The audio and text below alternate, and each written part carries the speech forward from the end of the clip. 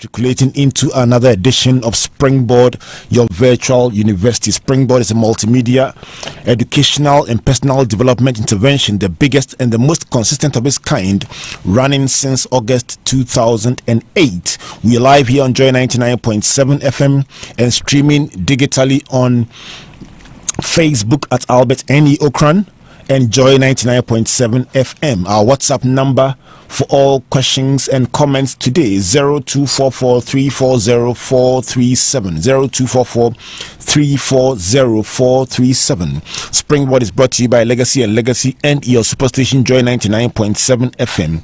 We proudly sponsored by EcoBank, the Pan-African Bank, MTN, Ghana's #1 network, and Central University, Ghana's premier private university.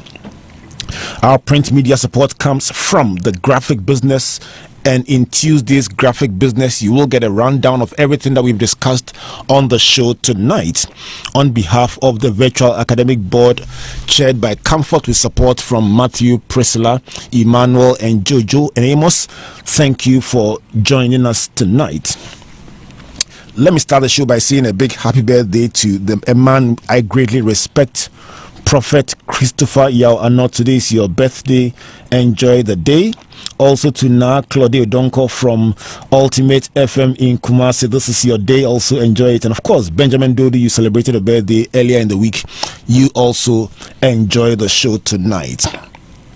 So in the year 1886, Russian writer and philosopher Leo Tolstoy published his famous short story entitled How Much Land Does a Man Need? How Much Land Does a Man Need? And that was written by Leo Tolstoy in 1886. And interestingly, that was the subject of the very first edition of Springboard, your virtual university, way back 10 years ago in 2008. Tonight, we are asking how much, but not about land. How much suffering can a person endure? How much suffering can a person handle? I wrote the foreword for a book you may call the autobiography of a man who has seen it all and encountered a chain of adversities that would break so many people, but he's broken through them, and he tells a story that should inspire everyone that it is possible to live out your dream. Instead of focusing on his betrayals, his fears, his disappointments in life, he's put them together to give others a chance to live out their dream. My guest tonight is a US-based Ghanaian speaker and author of the book Poko Apoko, my friend, Ebenezer Okrah. Ebenezer, good evening and welcome to Springboard. Good evening, Reverend. It's nice to be in front of you, live and colored. It's good to see you. It's good to see you. How are you, sir? Awesomely made, boss. I'm awesomely made, and I'm blessed. Right. I'm blessed. So we're going to talk about the story of your life, and I'm going to focus. My intention tonight is to encourage somebody out there that no matter what you go through in life, it is possible to live out your dreams. So let's start from the beginnings. I mean, the book of Job 14 verse 1 says, man who is born of woman is of a few days and full of trouble. I'm going to try and trace the journey of your life. I've had the privilege of reading the book, so I know the various segments of your life and the various difficulties you have to deal with. I think that you've really had a package, but let's break it down. Let's start from the cradle and the story of your father. You tell a story about your father, not knowing your father. Help us to understand it for the benefit of my listeners. All right, boss. Before I go, you just paid a tribute to some people who celebrated their birthday. Kwame Nkrumah's birthday was Friday, and funnily enough, it is the birthday of my mom.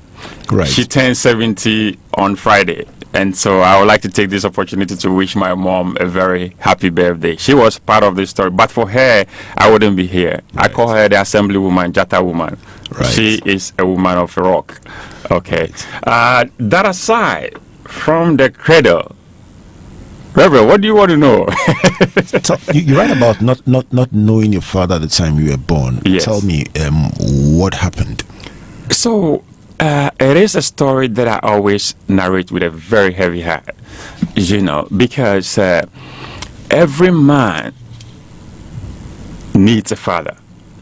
And so many of the youth or the people out there who are not making it is simply because they had no direction, no leadership. There was no father in the home.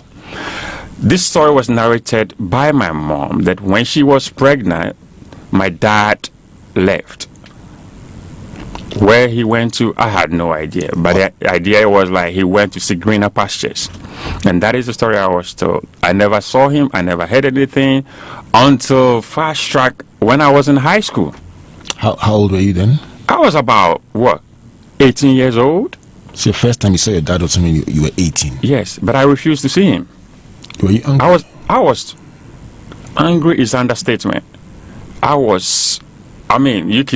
don't even have the words for it. Okay, so because this is the situation where we had gone, my brother and I had jumped from places to places. We didn't have anywhere to stay. Okay, and then out of nowhere, you surface, and then you telling us that they asking me to go and meet my dad. I was living with my uncle, and I thought he was my father. My grandfather named me. My surname, my last name Okrah, is not my father's name. It's my late grandfather's name. He named me. Right. And so I was living with my uncle. So I took him as a dad. And then you guys come out of nowhere and tell me your father popped out of the sky. I said, no, I wasn't going to see him. Let me step back. I'm going to come back to the issue of your dad. So you grew up, when you were growing up, what were you told about who your dad was or where he was? You see, it's funny enough that I was kept in the dark. And I was, as a child as I was more focused on the challenges that I was facing, jumping from one place to the other with no stable home and nowhere to lay our heads.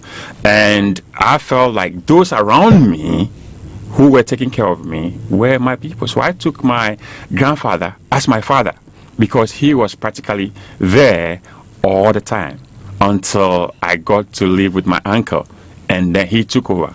So I saw these two men as those who were my father. Actually, at a point, I thought my uncle was my biological father because I was living with him, and he was practically doing everything. So you grew up not knowing your biological father. There are many people who have a similar experience, either because they lost their father early in life or because something similar to yours, the father walked away. You found out later that your dad had walked away ostensibly to seek greener pastures. Right. Did you feel disadvantaged in any way as a result growing up? Did you feel disadvantaged? A big disadvantage. Why? I see kids celebrating birthday, and it's like it's a mirage to me. I never celebrated my birthday till when I got married, and my wife started celebrating my birthday, and it was very awkward for my wife to tell me. Thank God for women. You can say that again. Yeah, the tree says something that makes you almost so I'm sorry, but then you have to find the right one though. You have to find the right one. It was bizarre. I mean, I was doing so well in high school that I remember when I won an international award, I needed somebody to just say congratulations, Ebenezer. There was nobody. Right. There was no father figure. Right. So you missed out on that throughout your childhood. Absolutely. And I started making decisions for myself way back around 14 years old. And that cost me big time because I didn't know anything. All I was doing was just to try and error. So whatever I think as a child was okay for me, I tried it. So if it wasn't okay, then you know what the consequences are. Let's talk about a story that you tell about your childhood and falling into a pit. And the reason why that story in particular came to my mind, my friend Seth Kwame Boateng, this week my people have celebrated their birthdays. So my friend, he also here at Joy FM, Seth Kwame Boateng, celebrated his birthday yesterday and wrote on his Facebook page that his mother fell into a pit.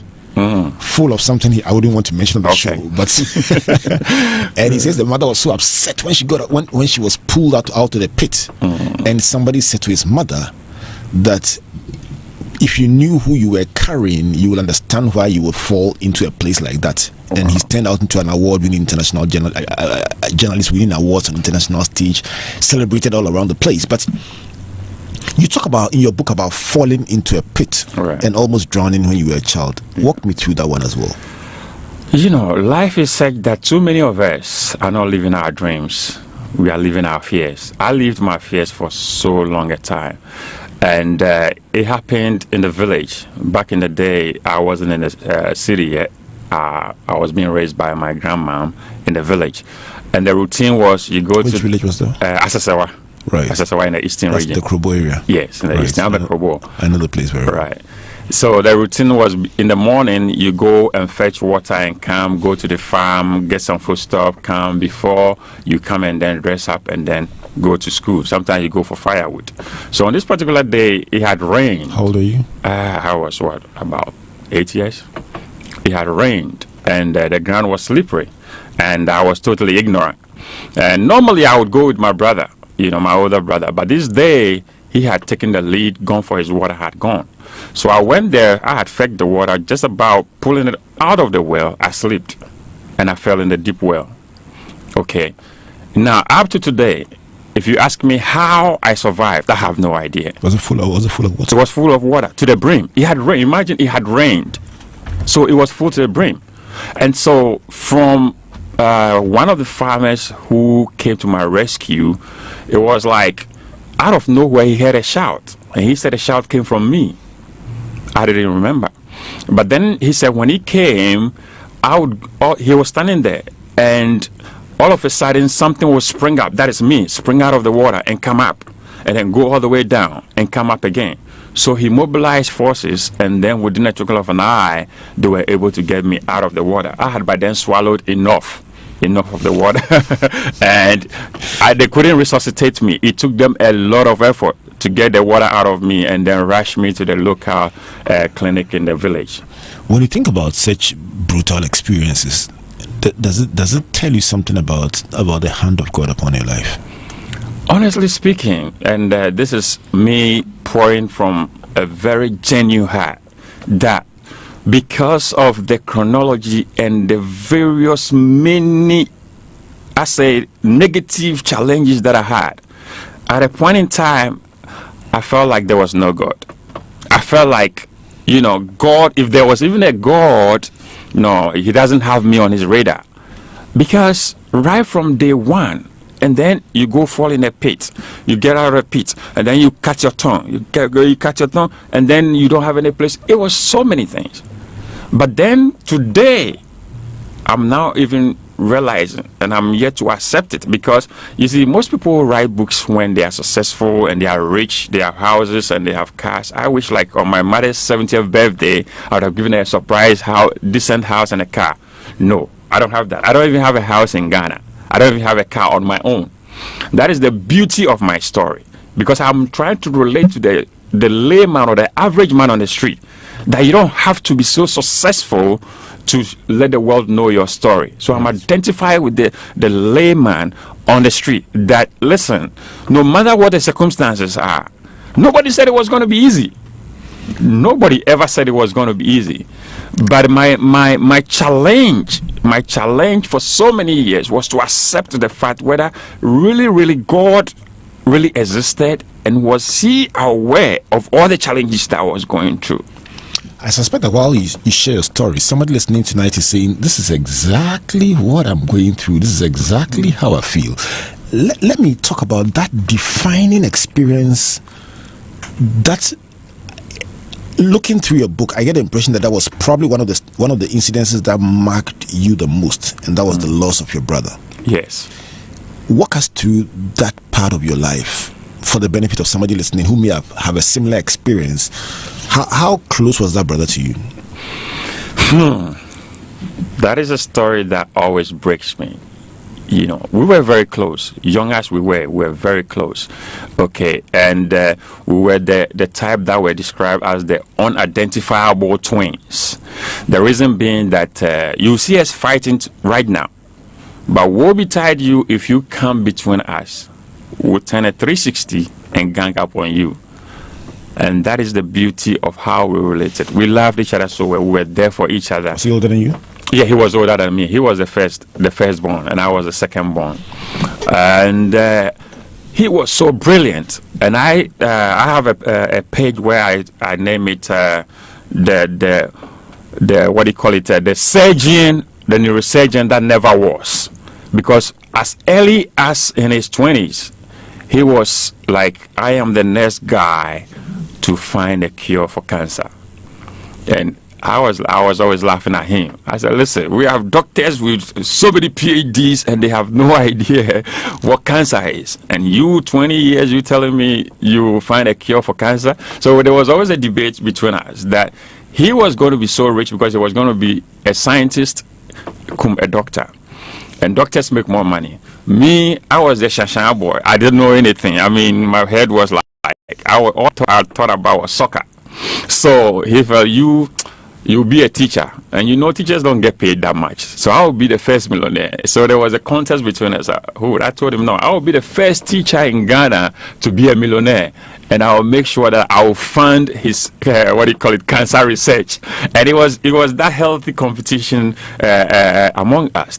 He was so healthy, and one of the reasons why I hate my dad and I hated him. Now I found a way to let it go. I take care of him now. I even spoke to him today. It's out of nowhere he popped up. When he popped up, my brother, because of the challenges that we had been through, where we didn't have anywhere to sleep, especially him, I was taken by my uncle. He had nowhere, so he was jumping from place to place. His idea was like, I'm going to make sure that before he leaves again, he finds us a good place to live, so that if he should vanish, we have a comfortable place, because he has that trademark that he can vanish through thin air. I don't know whether he had some magical powers or not, but that is how I saw it, because he's here today. The next day, nobody knows where he's been. Nobody knows where he's gone to. Okay, so he was with him 24/7. 24/7, monitoring and making sure that after a lot of persuasion, I came. But I didn't stay with them. I went back to my uncle. And then he stayed with him. Now this man, believe you me, he confirmed my suspicion. He vanished into thin air again without providing for us. Just when he left, my brother started falling sick. I mean, it was very, very severe. He started vomiting blood out of nowhere. So, cut a long story short, when we took him to the hospital, they diagnosed him with tuberculosis. I said, why from tuberculosis? This guy has never been sick before. Right from Form 1 to Form 5. And so I would be in school, and my brother would be carried in a taxi and brought to me in school. Like, he doesn't have money on him, he hasn't eaten for 3 days, and he needs something just to sort himself out. And then his ailment has become so serious that he couldn't go to the hospital because he didn't have money. The only person he has to fall on was me. Now look at this young guy who is in high school. I didn't have money. How would I take care of you? But he didn't have anybody. So I was falling on people. And this is where I remember my former headmistress, Mrs. Beatrice Loco, may her soul rest in peace. And then my former English teacher, Miss Ghani. These two teachers took care of me like never before, and they always gave me money to send my brother to the hospital. It's 20 minutes past the hour of 7. If you just joined us, this is a very different edition of Springboard, the virtual university. My guest is my friend Ebenezer Okrah. He flew in from the US to launch his first book, Poco a Poco, and I had the privilege of writing the foreword to that book. But Ebenezer's story hits me as one of somebody who has seen trouble. I mean, some people describe trouble, some have seen it and lived it. Ebenezer has lived trouble. And so tonight's show is really dedicated to somebody going through some difficulty who says, Charlie, nobody knows my story, nobody knows how much I'm hustling. What I'm trying to do tonight is to inspire you to believe that no matter how difficult it is, no matter how dark your day is, the sun will shine and God's grace will lift you up. If you're listening to us tonight and you're saying he's almost like literally telling my story or parts of my story, why don't you share that story with us? Just go to our Facebook page, facebook.com/Albert N.E. Okrah. If you already are watching us on Facebook, if you have your own story of challenges that God has taken you through or pain that you had to navigate, why don't you share it with us? Let's all share that experience of how we got over. And it's always beautiful because each one has a dimension of the story you want to share. If you want to share it by WhatsApp, the number to share it's 0244340437. Do you have your own experience of disappointment, pain, frustration, betrayal, and how did God see you through? Share it with us. My guest tonight, Ebenezer Okrah, joining us to break down his story little by little, or as they say, poco a poco. Right, and so this is Springboard, your virtual university, brought to you by Legacy and Joy 99.7 FM, proudly sponsored by EcoBank, the Pan-African Bank, MTN, Ghana's #1 network, and Central University. Eben, you talked about your school days. Let's settle down to school. How did it feel like in school? Did you feel that you had equal opportunity? Did you feel confident growing up that you also could become somebody? To be honest with you, I didn't know what the world had for me.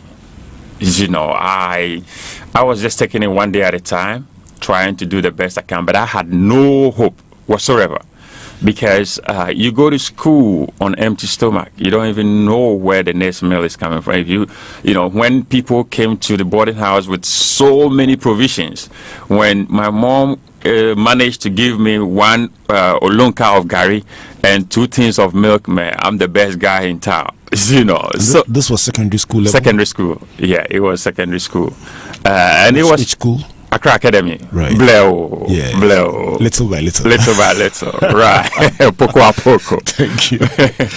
Yeah, it was a challenge. You see, to the extent that when my uncle had to go on retirement, he called me when I was in Form 4 and he said, listen, I'm going to pay your school fees to Form 4, but then after Form 4, I don't know how it's going to happen because, you know, retirement I'm not coming home with much. So you got to find a way to get through high school. So this is the uncle you mentioned that he took you in when your father disappeared. Right. So he literally looked after you all the way through till Form 4. Absolutely. He was Reverend. He was an elder of the Church of Pentecost. What's his name? Let's celebrate him today. Yes, he's the late Elder G.K. Ajay. Oh, he's no more. He's no more. I mean, unfortunately, we still can celebrate his memory. Yes. It's just amazing that he put so much into making you who you are today. He put so much into so many people. He had only 3 bedrooms, but had 13 of us. And most of us were not his biological kids. That is how awesome this man was. I suspect that all of you are living testimonies of his legacy. Yes. Wonderful. Yes. Wonderful. So continue your story about Form 4. So in Form 4, you knew that going forward, you had to find your own scholarship or find your own way. So that was where I started looking around. And that was when I want to pay tribute to Dr. Ebenezer Okrah. That was when he started ICGC in Club 250 around Dansoman. So I was visiting him, and I had an idea about a quiz program, a gospel Christian quiz program. Back in the day, we had what we call the What Do You Know quiz competition. So I drafted something on the biblical side based on the Bible. So it will be questions from the Bible and then from prelims to the finals. So I wanted a sponsor, so I went to see Doc. And Doc said, okay, there used to be a man he had a company called Kingsman. Go and see him, and maybe he can help. I tried several times. It didn't work out. That is how I got to know Doc. And then I got to find out that ICGC had established scholarships for needy children like me. So I saw like, wow, this is something that God had just dropped in my lap. So I applied. Unfortunately for me, I did not qualify. So the first batch, I couldn't go. But then I told myself, no, if you try and you don't succeed today, you got to try again. So the next year, I applied again. And God being so good, I got accepted. So I got a full scholarship from Form 4 through to 6th Form. Right. Kind courtesy of ICGC. And I would always say that but for ICGC, I wouldn't know where I would have been, you know, and I'm very grateful. Have you had a chance to see him since then? I haven't had a chance to see him, and that is one opportunity that I'm looking up so much. In fact, I'm looking up where if that scholarship scheme is still there, I'm ready to come down anytime to talk to these guys and motivate them, the winners, how proud they should be, and cherish it and make sure they work hard, you know, because I'm here because of that scholarship, period, bottom line. I have a funny feeling that in a few years' time, you also will be sponsoring other people through their education because of how much God will bless you. I'm already doing that. Even though I'm facing all the financial challenges, I'm still doing it. You know, we're helping so many people. So on Saturday, for instance, I'm bringing 2 guys who happen to be our former mates. Unfortunately for them, one is blind, and the other one is has been struck by a stroke. And so, unfortunately, they cannot work and help themselves. So I've been trying to gather guys, seek help from them, because financially, I am not there yet. How has your own pain defined you as a person? In fact, I would never want any normal human being to go through the challenges that I have been through. And so that is why I've set it up on myself that when I have 10 Ghana cedis and I've had lunch, that means I'm better off than the person who hasn't had lunch and doesn't have 10 Ghana cedis. So I try as much as possible to help the less privileged who don't have something to eat and don't even have a city or two. And so it's a passion for me that whatever I can do. Unfortunately, I don't have the millions or the thousands to feed so many people. But like I said, 1,000 miles of a journey begins with a footstep. And that is why the title is Poco a Poco, little by little. So wherever I find myself, wherever you find yourself, little that you can do to help our brother, it is worth it. You know, Bula Ray said something. He said, create and share. Denzel Washington said something. He said, each one take one. I say, Ebenezer Okrah says, each one a few more. So whatever you are, as long as you've been blessed and you have a job and you can spare a few, extend a hand to the brother or sister out there, because all somebody needs is just a few cedis to just cut through. 28 minutes past the hour of 7 o'clock. This is Springboard of Virtual University. My guest Ebenezer Okrah. When I come back, I'm going to be sharing your own story. You, the listener out there, those little messages that you are sending, those messages you are sending us, those short messages, we'll be sending them. We'll be sharing them with our listeners out there, so that people can get to know what others are also going through. But I have a message for Eric. You called into the show last week, asking questions about your EcoBank app and how to get your statements. EcoBank has been trying to take your details and reach out to you. So Eric, you called into the show last week.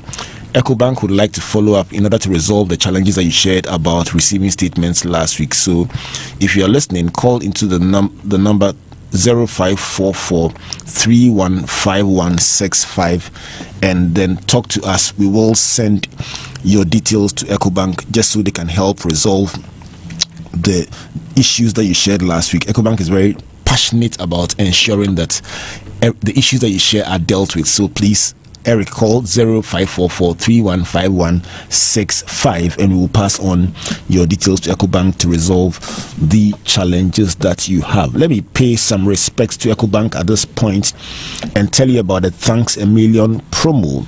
The excitement is on. Last week, 35 clients received cash prizes for being among the highest transacting customers on the EcoBank mobile app. This week, another batch of 35 customers will be awarded for transacting on the EcoBank mobile app. Be one of the 35 winners for this week and take home mega prizes including cash. Charlie, you need that cash, you. Cash and shopping vouchers. To participate in the promo, simply download the EcoBank mobile app from Play Store, Apple Store, or dial *770# and activate your Express account. Buy airtime, send mobile money, pay bills, and do a cardless withdrawal.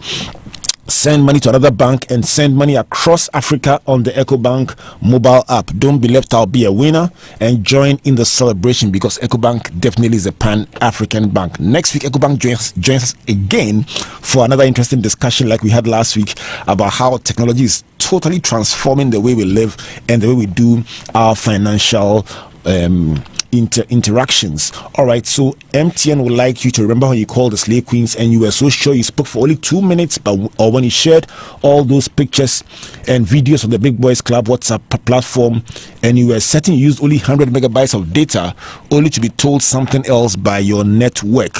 Now, if that was frustrating, MTN is telling you exactly how much you spend, what you spend it on, and how you spent it. So this means that on MTN, you know exactly how much you spend on your phone calls, browsing the favorite websites, social media surfing, and text messages.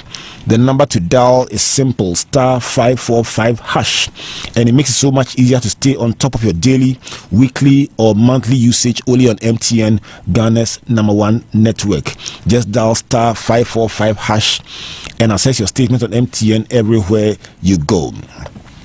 Let me tell you about Central University at this time, especially when many are about to enter or start their tertiary university journey. Central University, Ghana's leading private Christian university and home to students from over 25 nations, invites qualified applicants to join the 2018-2019 academic year. Central University has 29 bachelor's and master's degree programs on offer. Just text the word admission to WhatsApp line +233 233 3131 80 to request a copy of the admission brochure with details about the institution, the undergraduate, graduate, and professional programs. The number once again +233 233 3131 80. If you live in Kumasi, just locate our campus at Eja near the Calvary Charismatic Center and join us, because Central University is raising transformational leaders through faith, integrity, and excellence. Let me take a minute to bring you some messages from our sponsors, and when I come back, let's continue our conversation Poco a Poco. Please don't go away. Running a local company, ready to grow faster, go further? Well, now you can with faster targeted solutions from EcoBank Commercial Banking. Our easy-to-use digital platforms and super responsive service can help you deliver smarter collection, payment, and trade solutions for your business right away. To get a powerful Pan-African platform working for you starting today, contact a dedicated relationship manager with local corporate expertise at cmbghana@ecobank.com or use our easy self-service solutions at ecobank.com. EcoBank, the Pan-African Bank.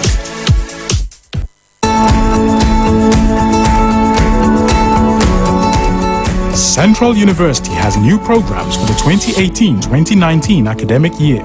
BA in Sociology and Social Work, BSc in Psychology and Planning, MA in Teaching English as a Foreign Language, Doctor of Pharmacy, PharmD. Save travel time and costs with our online and distance learning programs. Central University offers a safe and serene learning environment, world-class education that is hands-on and engaging with well-equipped facilities. The 2018-2019 admissions are open. Apply now for new and existing programs.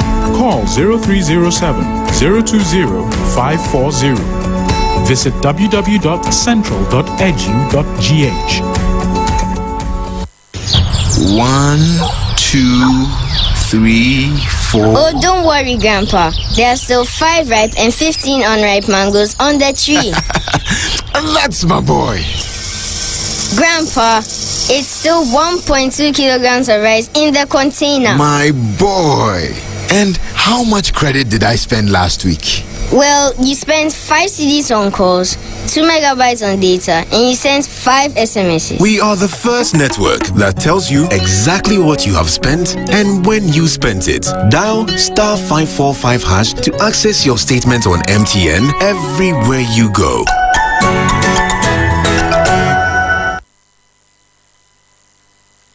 Okay, it's 25 minutes to the hour of 8 o'clock. My guest for tonight on Springboard, a virtual university, Ebenezer Okrah, US-based speaker and author, first-time author of the book Poco a Poco. We are trying to break down the journey of his life. I'm going to talk to you about, I want us to talk about your school days a bit more, because eventually you went on to become school prefect. But before that, you talk about the fact that there were times when you felt you probably would amount to nothing, because you talk about the fact that later when you got a break in the media, you felt, really, me? Could something good come out of my life? I want to find out from you, the experiences you narrate, did it bring you to a point where you felt nothing good would come out of you? You see, unfortunately for so many of us, we leave the perception of people about us, which is totally wrong. You see, and for so many years, that is what I was doing. Were people laughing at you? I was branded a nobody. I was branded. You see, even some family people felt like I didn't know anything. My brother was so brilliant; he was going to be a doctor. Me, no, excuse me, fitters and mechanics. No disrespect, but I was branded like, oh, you, the best you can do is a carpenter. You know, wayside carpenter. Why? Because they felt like I was nobody. I didn't know anything. You know, I love soccer so much. Maybe that contributed to the fact. You see me playing gutter to gutter here and there, and that is when I was knocked down by one of those bone shakers, and then it crashed me under, and everybody thought, oh, he's dead. But out of nowhere, I sprang out like somebody who nothing at all had happened, and so that is why my life is just a miracle, and I'm coming to a realization that God really has a purpose for me. So he made me go through all these challenges so that today I can be sitting here with you. I mean, who thought that someone like me would be sitting in front of you, Reverend, who I prophesied the next time we meet, you'll be a doctor. Whether either you go through academics or you have a honorary doctorate on you. Whoever thought I would be sitting in front of you? Enjoy FM. So you wrote about going on to eventually become school prefect. Yes. Did it feel like the stone that the builders rejected? Absolutely. And I mean, I attacked that position with so much passion and vigor that if you talk to the Accra Cowboys, they'll tell you this guy, man, back in the day, he was like a no-nonsense guy. It was like I was being paid full-time to be SP. So at the point, I was even afraid, hey, this man, you got to take time. If you don't take, one of the SPs told me, Master, you don't take time, you fail your exam, so you have time for your learning. It gave you something to live for, something to express your ability in. It justified me. It made me feel like, okay, I have arrived. Right. I have a message from Kofi Fuga. He says, whoa, he was my senior in Accra Academy, and I never knew he was going through such challenges in those times. How did you conceal the problems you were going through? This is the thing about me. I don't go around crying wolf. I don't go up to today. I tell you, when I was living in the U.S. today, I didn't have even how to pay my rent. Neither did I have enough to pay for my car loan. But I am a voluntary greeter at my church. If you come and see me Sunday greeting people and smiling, you think I have $1 million in my pocket. I don't have it. But it's a philosophy of life you have. Yes, positive attitude. I know the millions will come, but I'm not going to leave a pity party whilst the millions are in here, because life is too short. Life is too short for me to be crying over the things that I feel like I deserve. I don't have. No. Nobody deserves anything. You got to work for it. So would you call the lowest, I mean, you talk about a time when you wanted to commit suicide, and you say that must have been the lowest moment in your life. What happened? Yeah, there were 3 instances, but I'll give you one for the sake of time. I was deported from Europe, and it was the lowest ebb. I mean, when I was in Ghana, I was a mini celebrity because I was hosting music for you on Ghana television. So I went to UK, and I wanted to make life for myself. Unfortunately, somebody gave me a fictitious document, and then it blew alarm, and I got caught. I was handcuffed and walked through Heathrow like a thief. This was our school prefect. Yes. Charlie. and then a mini TV celebrity, and I was walked through Heathrow like. I remember your days when you were hosting a program on GTV. I remember those days. Wow. Right. So which year was this? That was way back in 2005. Right. So you were walked through Heathrow like a thief with 2 other guys who were being deported for other reasons, and I mean, in the African perception is when you have a handcuff on your hand. What else is there? That means you're a thief. So that is what. Looking at you at the airport. Yeah. Unfortunately for me, most people were able to make me out because of my face on TV, and I mean, it was the lowest I could ever be. So you came to Ghana and said, enough is enough. Enough was enough. I was going to take my life because, I mean, Ghana, I couldn't have anything working for me. I go to Europe too. They said, no, they deport me back to Ghana. And I came to Ghana and I didn't have anything. I was going around thinking that, I was on TV. I can get a break in radio. Man, sometimes I could sit in a radio station. I'm not going to call names, but I could sit in front of a radio station for like 18 hours. Just trying to see somebody who has the power to give me something to do. It never happened. So what would you say to somebody listening tonight who says, Charlie, I've gone through struggle and I feel like giving up? What would you tell them? You haven't seen anything yet. No. You haven't seen anything yet. You have a PhD? PhD is understatement. You know, man, it is. You see, but this is life, though. You see, no, like I said, nobody said it was going to be easy. You see, great men are born out of adversity. That's why you must get the book Poco. But let me open the phone line 030-221-6541. There's something about the story that I find very compelling. I mean, I've seen struggle, I've heard struggle, but this one is an advanced degree. So I'm going to open the phone line 030-221-6541. Call, let's talk to Eben. Call and talk to Eben. Share your own experiences. Ask him questions. Let's interact with him. 030-221-6541. What is it about the story that is connecting with you? Are you also somebody who has seen your own struggle, your own adversity, and how did you come through that difficulty? Were you despised when you were growing up? How did you turn it around? And as we discussed all this, Eben, something strikes me that sometimes the way we treat people can really damage them without you realizing it. Because from what you describe, people's perceptions about you combined with your own struggles made you feel nothing good will come out of you. Do you think that sometimes we are too harsh in our critique of people? Yes, we are. And sometimes our attitude towards the less privileged is also a factor. Because I have a particular situation where when I was deported, when I came back, I knew one top radio presenter who back in the day I had recommended to get a job. And when I had come back, he was one of the top guys in the system. So I thought he could help me. And I would go there and sit there for so many hours. I will meet this guy. Later will send a message to tell me, hey, there is no time.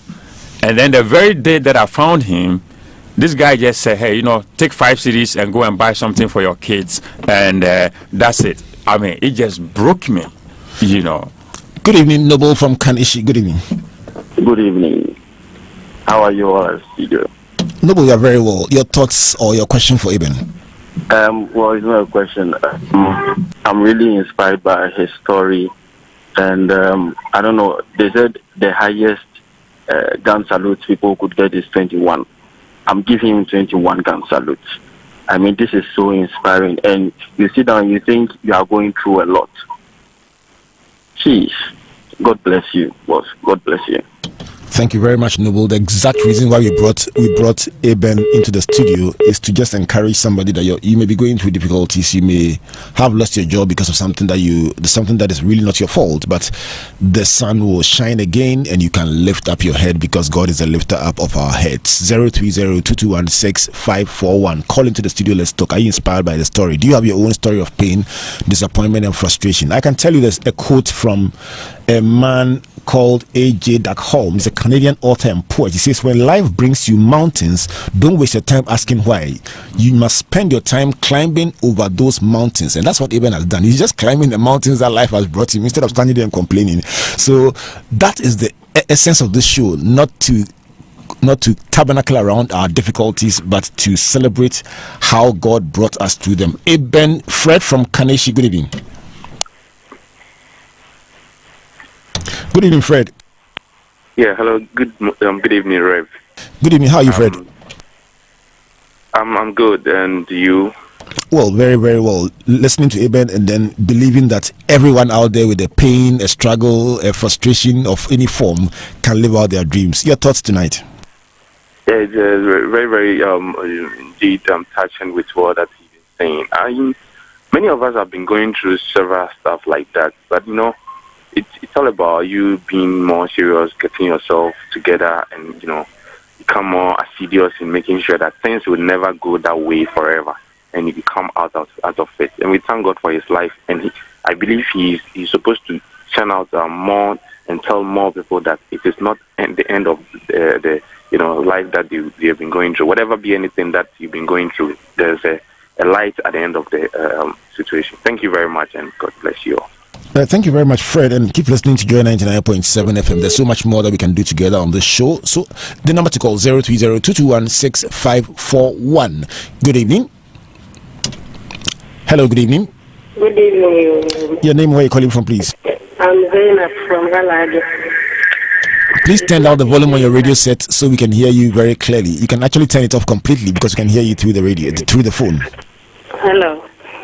All right, go ahead with the contribution. Yes, is it? I just I don't know what to say, but God bless him. God richly sent him to wherever he said he would give it to him. Because I've also faced the challenges, but it's not easy. I know my God will let everybody on the street be satisfied. Thank you. All right, thank you very much. So that is the encouragement to you, that you can also lift up your head and you can also find your own space. The number to call 030-221-6541. 030-221-6541. Are we sometimes too judgmental of people who do not have the privileges that we have, who are not as sharp as we believe that we are? Do we criticize people too much and press down people who seem to go through struggle or who come from disadvantaged backgrounds? Let's talk about opportunity and let's talk about cooperation. Good evening. Hello, good evening. Your name, where are you calling from, please? Hello, Isa Ibrahim Winiba. Did you say Isa? Yeah, Isa Ibrahim. Isa Ibrahim, your thoughts tonight? Yes, sir. Greeting to my man. Yes, I'm greeting. So I just encourage him to, you should keep it to what you call it, to continue what he's doing, because I'm also facing the same challenge. Like I said, I don't mechanic fitter, and I get an accident getting to 12 years going. But I do not sleep that I can't walk, so I will just sit like that and look into people. When I get something, I'm forcing to do. So where I force it. This cannot be. Still, I will continue to do it because of not like we are the physical challenge or we are not full fit. So we can mean that what do you call it? Like you can remain, you can't do nothing. You have your mind. So as your mind is working, you have to do things. So you like you cannot remain as you are not full fit so that you can't do nothing. No. All right, thank you very much for those thoughts. I'll take the final call from Spio from Teshi. Hello, good evening. Hello, good evening, Mr. Okrah. Spio, go ahead and tell me your thoughts about Eben's story and your own lessons from them. Yeah, his story has really inspired me. I also went through a similar problem. I was growing up. I never knew my mom. I was just there one day when I had a call that I should come and meet here. And I find it quite difficult, chatting with her when I had the opportunity. So my story was quite difficult also. And I wanted to find out from him, as he was growing up, what were some of his high points? I believe you also asked me about his low points. I want to find out what were some of his high points as he was growing up. Thank you. All right, thank you very much. All right, so this is the last call. We'll come back into the studio. Eben, let's move on from there to the key lessons that your experiences have taught you. Obviously, many people are inspired by your story, and Kwame Osei, writing on Facebook, says, "Great story. There is always light at the end of the tunnel." God bless Reverend for this interview. Eben, let's move this forward. First of all, to what you are doing now, and even more importantly, what are the biggest lessons that you have picked from every adversity that you have been through? It is simple. Never give up. It's not over until it is over. And the ultimate loss in life is death. Until you are dead, there is hope. And that is why I smile at a storm, because I know the storm is not bigger than me. And then that is why I have an eagle on the front page of my book. And That's your emblem?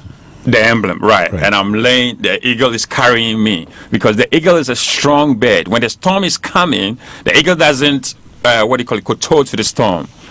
The eagle flies above the storm. And that is where I see myself, flying above the storm. So what are you engaged in currently? Are you working? Are you in business? What are you talked about a sporting interest? I tried so many things, right? I got a real estate agent license. I couldn't get the money. I didn't have the money to set up. I got a soccer agent license. I couldn't do anything. I got a degree. And just when I got a degree, I got fired from my job. The story is never unending. Okay, so currently, what is I'm surviving on is driving Uber. I drive Uber, and then there's another company to call Lyft. So that is what I do, and I have a passion for motivating people, and that is what I'm using my story to motivate people. So like you said, I'm into motivational speaking, and it's practically using my story to urge people that, hey, don't give up. You know, one day, keep pushing, keep knocking. One day the forces of life will say, you know what, we've had enough of this guy. No matter what we do to him, he's not giving up. So whatever he needs, let's give it to him, and let's move on to the next person who has no faith. So you're saying that the next time I find myself in Washington, if I call the Uber, it's possible that it could arrive and you'll be smiling. Man, I'll be smiling. I'll be having a book in my car and say, do you want to get a book of mine? When you look back at life, do you see yourself as a victim or a victor? Before I thought I was a victim, but now I see myself as a victor. Because you see, the biggest strategy in life is not there for the challenges we face. It is a life without a vision. It is a life without a purpose. Okay, but when you have a vision and you have a plan, poco a poco, little by little, take a step one day at a time, and don't let your past define your present so that your future will be marred by what you've gone through. Let it define you so that you find inspiration out of all the desperations and the perspirations. At the end of the day, Rome was not built in a day. It took them so many years. So do you see yourself as making progress one day at a time? Oh, absolutely. I'm making progress. I'm sitting here talking to you, Ray. And that is a big that is progress. the whole poco a poco. Poco a poco, little You're by launching your little. book on Saturday. Let's take a minute to talk about that one. Saturday, you're launching your first book. Why did you write the book?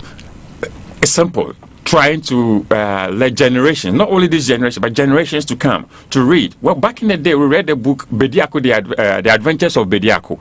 And it inspired me so much that I told myself, when I was going through all these things, I told myself, one day I might write a book. And then I made a call to Bola Ray one day. And I said, Bola, these are the challenges I'm going through, and I want to write a book. And I was complaining. And Bola told me, no, SB, don't complain.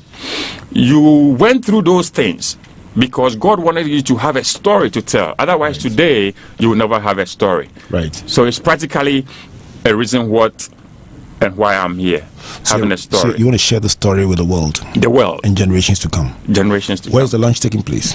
Saturday at my alma mater, Accra Academy Blau, is on the campus 6 p.m. And if you don't mind, I would like to say a very big thank you, of course, to you and to Dr. Kofi Amwa Aban, the CEO of Rigwell Group of Companies. He is supporting us. A few other people that I can mention of Mr. Brobson of Brobson Pharmaceuticals and Company. I really want to thank everybody. And we hope that all roads lead to Accra Academy Saturday, 6 p.m. sharp. Come and let's chit-chat. Come and let's talk. Don't give up on life because life hasn't given up on you yet. Kujo Akoto says, good work, Eben. Blessings on you. Randy Aqua says, may God enlarge your territory. Thanks for sharing your story. I'll tell you what, it's been a beautiful hour pulling out the pieces of your story, poco a poco. Right. I'm sure there's so much more to Ebenezer Okrah than what you've been able to digest on this platform. One thing is certain, for anyone listening out there, this story should tell them that it is possible that they can live out their dream. What will be your closing thoughts in a minute for somebody listening out there? Don't ever say it is never. Never, never.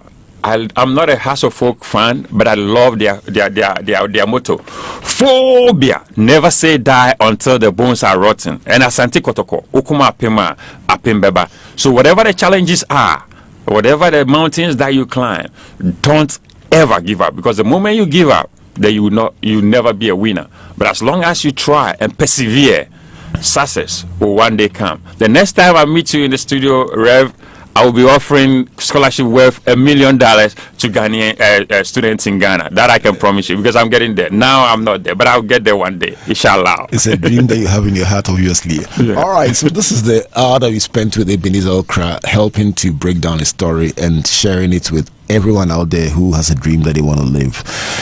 I don't know what your story is, but one day we'll tell that story to the world and trust that that story will inspire somebody. Next week, we come back to talk about digitization as we prepare for the year 2019, a year that will explore several themes in the digital space. So next week, we are back with EcoBank as we explore digitization and how it has transformed the financial services industry. I want to say a big thank you to all of you for joining us tonight, especially to my my team here, the academic board chaired by Comfort, and of course Matthew, Priscilla, Amos, Emmanuel, and Jojo.